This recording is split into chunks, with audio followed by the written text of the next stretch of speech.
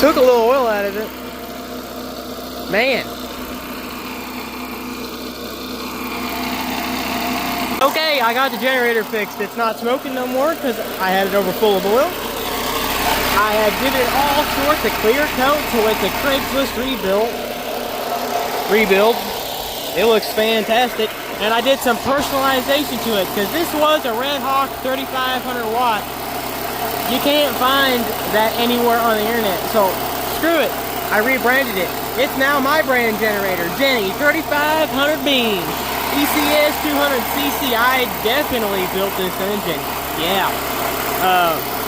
No, it's not plagiarism. I completely made this up. So we got the beans meter and everything.